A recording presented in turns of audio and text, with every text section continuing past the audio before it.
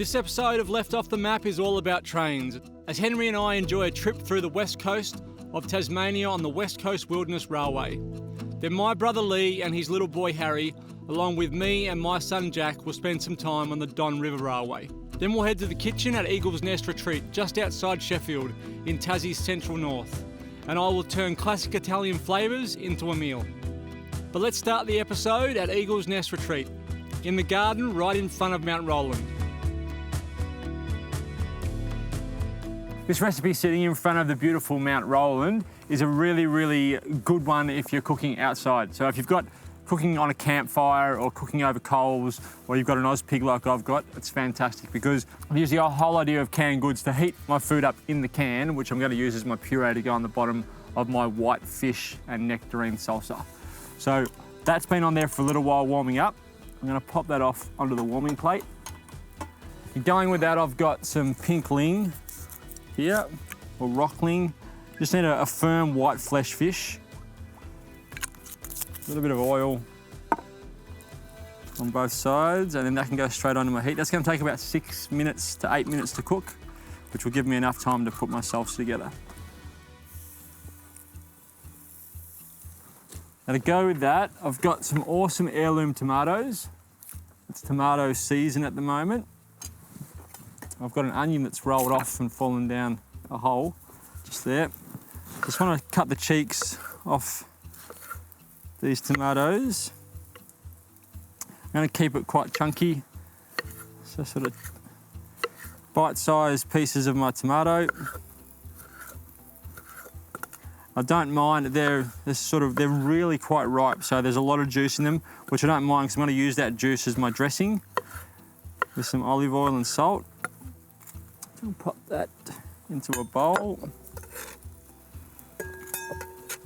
And then I love fruit with salsas, especially this time of year. Stone fruit, nectarines is what I'm going to use. So I've got a nectarine. Again, just take the cheeks off. And then that sort of rough bite-sized chop again of my nectarine.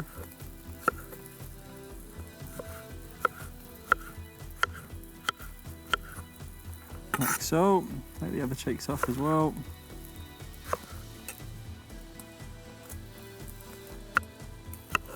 Nectarine, I think, is my favourite stone fruit. If I'm not counting cherries, and I don't count cherries. Cherries are a different thing altogether. They're in a world of their own, cherries. But white and yellow nectarines, I love it when it's nectarine time. Normally because it means you're coming into spring, which gets me excited. Spring and summer. But just there's something, we had a nectarine tree at the front of our house. So every time I'd walk out, I knew when the nectarines were coming on because I could smell them. And I'd walk to school every day. So I'd walk out of my front yard and I could smell the nectarines, I could see the nectarines growing. And if I could smell nectarines and see nectarines growing, it meant it was getting close to school holidays. So I think that's why I love them so much. And then I just want some slices, some thin slices of my Spanish onion.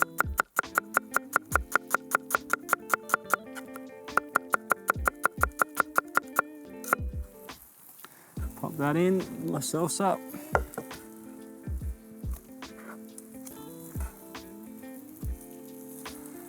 Got some oil and some salt. You can put, a lot of people put mango with fish. You can put mango with this if you want to. As I said, I love nectarines, so I'm using nectarines. Slosh that around, all that juice will come out of the tomato, it'll mix with the oil, and that'll become our dressing. So that's our salsa done. Sit that up there. Check on my fish, see how that's going. So basically now I'm just going to cook the fish 3 minutes on one side, 3 minutes on the other. I don't mind if it chars a little bit, I actually want that. I'm cooking over good charcoal, so it's going to impart some flavour. And I can open up my warm tin of refried beans. I'll place it on the bottom of my plate, then the salsa on top of that, the fish on top, a little bit drizzle of olive oil and some coriander. And you've got a fresh, healthy, yummy meal that you can cook. I mean, even if you just had a fire on the ground and you put a cake rack over the top of it, you can do the same sort of thing.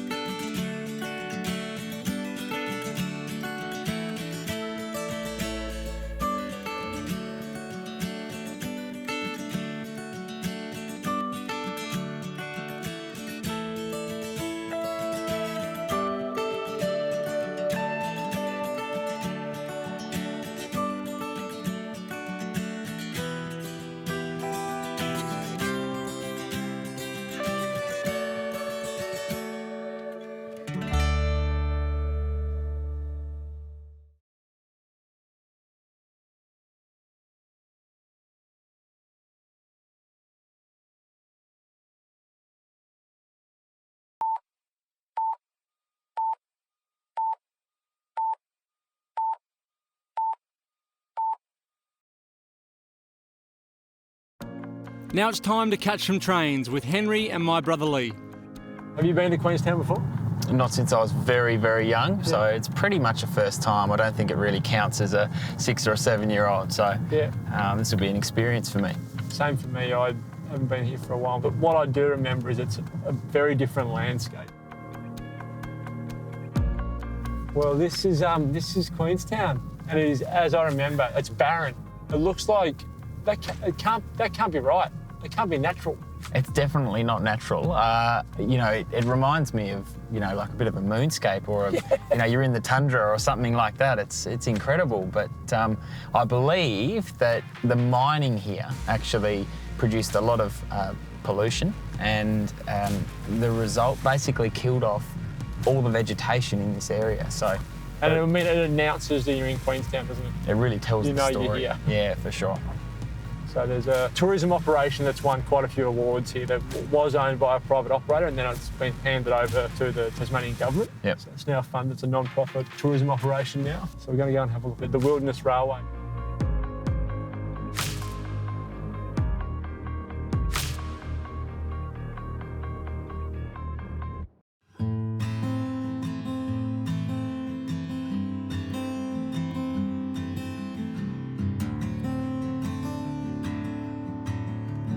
It is such a rugged, wild location, but all of the tourism experiences we've had, you're doing in luxury. Yeah. So that marriage of the two is really, really nice. So we've been looked after from the moment you step on this train. Yeah. You get looked after from a glass of champagne in your hand from the moment you get on. You're being served a hot lunch like we are now. So we're at the halfway point, and this is where they turn the train around. So they've got a system set up where they can spin the train, put it back onto the carriages, and start sort of heading us back in the other direction. And I think it was hailing at some point out there. I'm glad it wasn't us. Yeah, me too. Again, we got to stay inside the cabin and just watch. Absolutely. But yeah, rain and hail while they were doing that. So the guys are still doing what they did, you know, all those years ago back in the day to turn the train around. It's a lot of the things haven't changed here. It's you know, that rugged, you can't really do much else. Yeah, and that marries in, I guess, what we've been talking about, of that keeping the old way of doing things. So steam engine, the old technology, the rack and pin system, but doing it in luxury. Yeah. That marriage of the modern with the old makes you feel a bit special. Absolutely.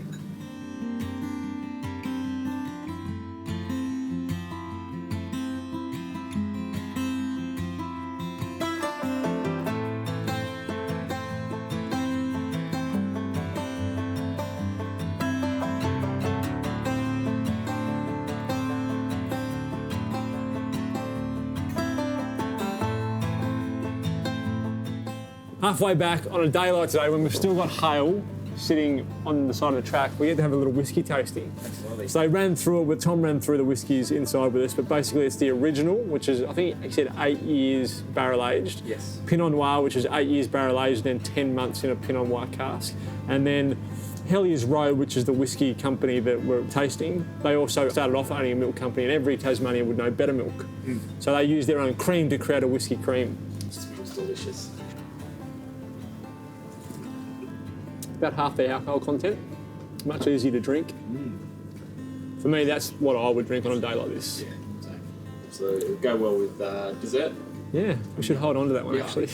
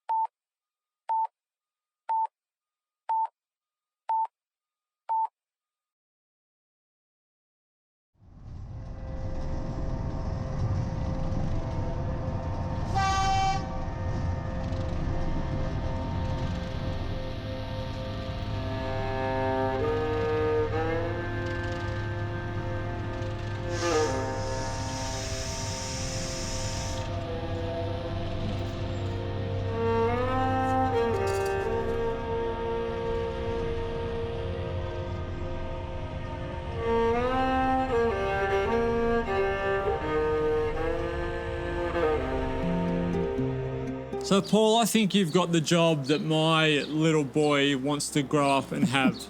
To be around trains all the time. You're the president of, what's the association? The proper name is the Van Diemen Light Railway Society, Yep. but we trade as the Don River Railway, so that's what most people know us as. Yeah. And yes, most little boys would like to drive a train. Yeah.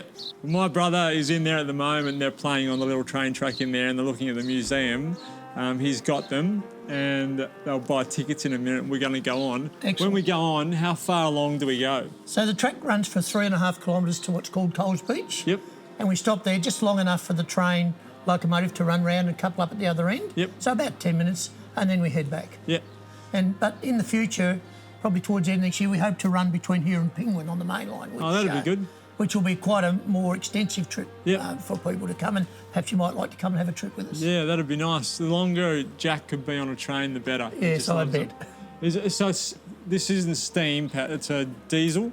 So this diesel locomotive is one built in Tasmania in 1970. Yep. But we do run steam, usually of a Sunday if we can. Yeah. But the locomotive's just coming out of the 10-year overhaul at the moment. And, Yep.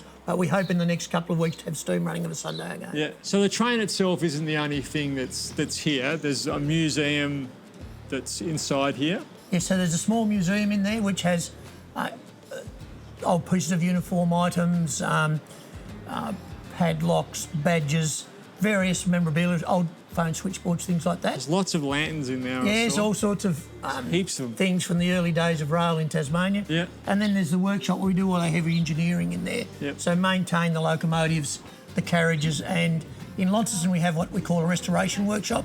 So they'll take a carriage out of the paddock that you wouldn't believe could be restored and restore it back to like new. And in fact, the carriage you'll travel in behind me is one of those that when you looked at it in the paddock before, you wouldn't have thought anyone would be able to restore it, but it's restored to like new. And is it volunteers that look after it? So yes, everyone here is a volunteer except for one paid employee who's our general manager. Yep.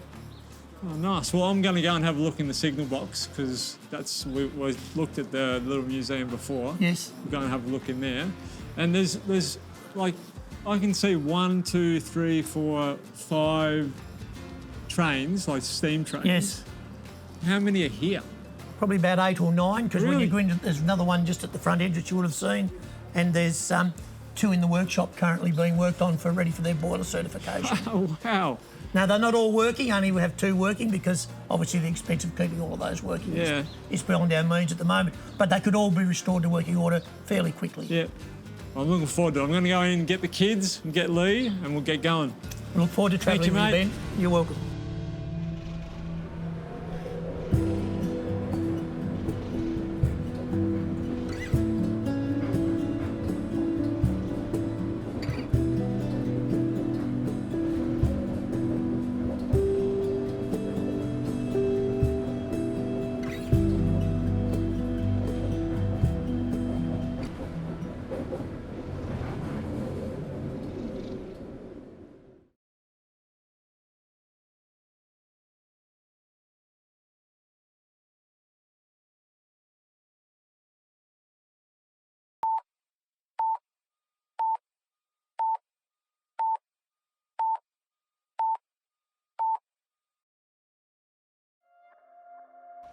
Now it's time to head back to the kitchen at Eagle's Nest Retreat. Some people enjoy fruit in savoury food and some people don't. I'm one of the people who does. I don't know why, I enjoy fruit in savoury foods. I think it adds a sweetness that savoury food sometimes needs. There's this raging debate that always goes on whether you should have pineapple on pasta, pineapple on pizza or not. Well, this one is nectarine on pasta. So very simple pasta, there's only 3 ingredients, but each of the ingredients adds something different to the dish. So our nectarine is obviously going to add sweetness to the dish, and try and get nectarines that are reasonably firm. You don't want them to be too mushy. We've got prosciutto, which will add salt and savoury to the dish. Well, really this is a hard cheese as well. This is Poingana. So one's going to add salt, the other one's going to add savoury. So this one probably more so the salt, the cheese will add the savoury. And to finish it off, some balsamic. So it's a combination of things that has sort of been around for a while. Lots of people eat cantaloupe or rock melon with prosciutto, nectarines, peaches with prosciutto. That combination of that cured, salty, savoury meat with the sweetness of the fruit works wonderfully together. And balsamic vinegar on top of that sort of ties everything in. So I'm going to try and turn that flavour combination into a meal.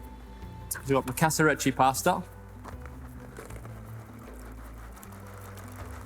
Now normally I would say there is a specific pasta for every different dish, depending on how the pasta is shaped or the length of the pasta and how it's going to mop up the sauce or whatever. This doesn't really have a sauce, so I just want a short pasta. You can pick any short pasta you want. Don't go for a long pasta, it's going to make it a bit hard to be able to get bites of everything the way you want it. So just think of a short pasta. You can do orecchiette, fusilli, cassarecci, rigatoni. It's up to you, but just pick your favourite short pasta. So that'll take about 10 minutes in our pot. Once that comes to the boil, or back to the boil. So that's cooking away. It's probably got 5-6 minutes to go. So I'll just get my peaches. I keep calling them peaches, I don't know why. Get my nectarines ready. So just cut the cheeks off. And then once I've got the cheeks off, I'm just going to cut them into little slivers from there. So I'll cut my cheeks in half. And then just little pieces like that.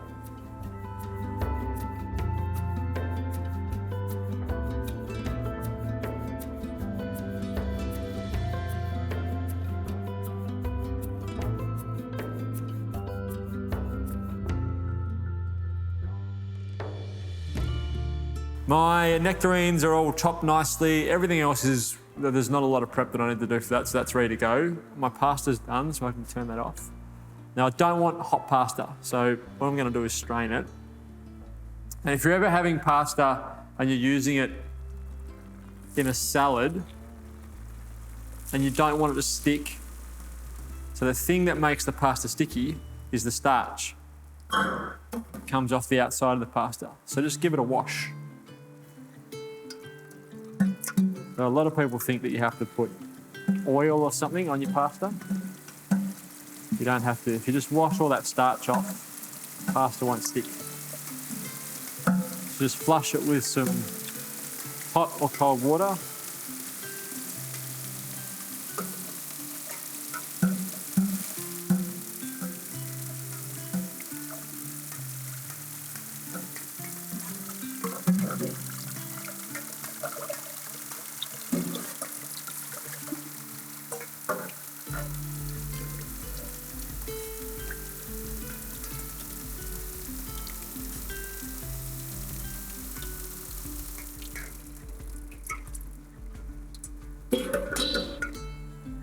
Back in the pot. So I've now got pasta that'll stay nice and loose. So it's not going to stick together. What I will do though is I'm going to dress it with some oil. Dress that with a little bit of oil. All right, time to plate up. Some salt on my pasta.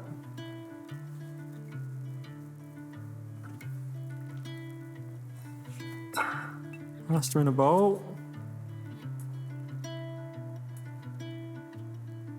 And this is probably more of a platter dish than it is like a pasta dish.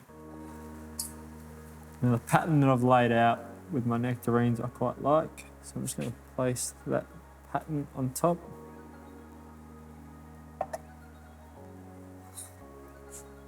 Prosciutto on top of that.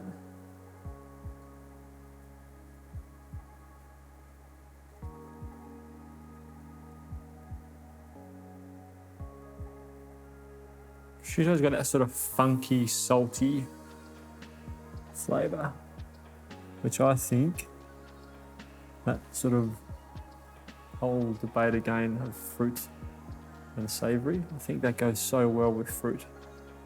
Think about figs and things like that.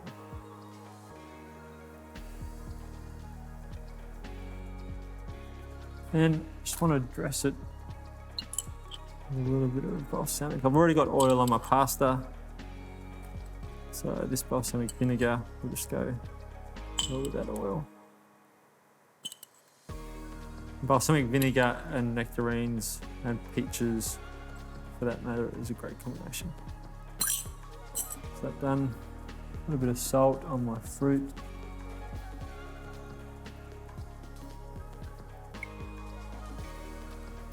There we go. As I said, it's more of a platter. So the idea is that, I mean, if you've got a fork, you can eat it with a fork, but get your hands in there, get some of the pasta, get some of the fruit, get some of the some of the prosciutto, and sort of eat it that way. But another thing that would be quite nice on there, some torn basil leaves would be really nice on there as well, sort of the fragrance of the basil. So if you just scrunch it and then tear it and pop it on top.